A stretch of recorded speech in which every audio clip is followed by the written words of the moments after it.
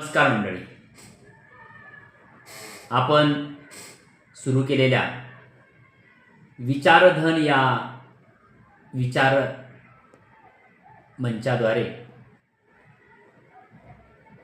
वैचारिक संवाद त्या ठिकाणी आपण साधण्याचा प्रयत्न करतो। त्या विचारधनातील हे पाचवं पुष्प। या पाचव्या पुष्पाच्या माध्यमातून जीवनामध्ये अत्यंत आपणाला महत्त्वाचा घटक मानला जातो। तो जर आपल्याकडे असेल तर आपण प्रगतीपथावर जातो, अशी अनेक उदाहरणं आपल्या डोळ्यासमोर असतात। आणि ही उदाहरणं असतानाच तो म्हणजे संयम।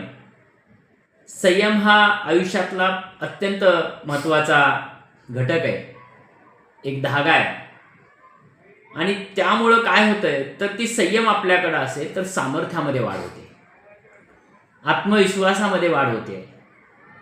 संयम असेल तर योग्य विचारसरणीमध्ये वाढ होतोय, योग्य वाटचाल करण्याकडे आपली विचारसरणी जाते। आणि या दृष्टिकोनातून आयुष्यामध्ये प्रत्येकानं संयम प्रत्येकाकडे ठेवला पाहिजे, बाळगला पाहिजे। आणि आपली पकड जी आहे ती पकड मजबूत व्हायला कारणीभूत होतं।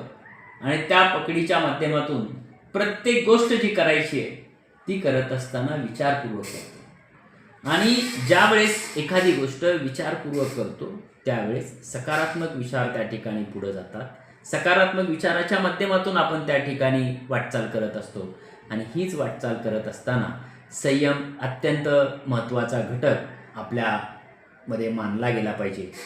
आणि अनेक बऱ्या वाईट घटना आयुष्यात घडत असतात आणि त्या बऱ्या वाईट घटनांचे साक्षीदार आपण असतो। आणि त्या साक्षीदाराच्या माध्यमातून वाईट घटना असेल तरी त्या ठिकाणी संयम बाळगला पाहिजे, अत्यंत आनंदाची चांगली घटना असेल तरी त्या ठिकाणी संयम बाळगला पाहिजे।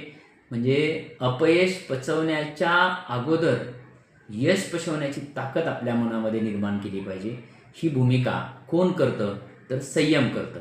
त्यामुळं प्रत्येकानं आपला जो स्वतःच्या आयुष्यामध्ये वाटचाल करत असताना संयम नावाची चीज आपल्याकडे जर जपून ठेवली तर त्याचे परिणाम आपल्या आयुष्यातल्या दूरगामी परिणाम त्या ठिकाणी आपल्याला दिसतात। म्हणून कोणतीही गोष्ट करत असताना दूरगामी विचार, पुढचा विचार करून आपण त्या ठिकाणी केली पाहिजे। आणि त्याच्यासाठी आपल्याकडं संयम अत्यंत महत्त्वाचा आहे असं मला वाटतं।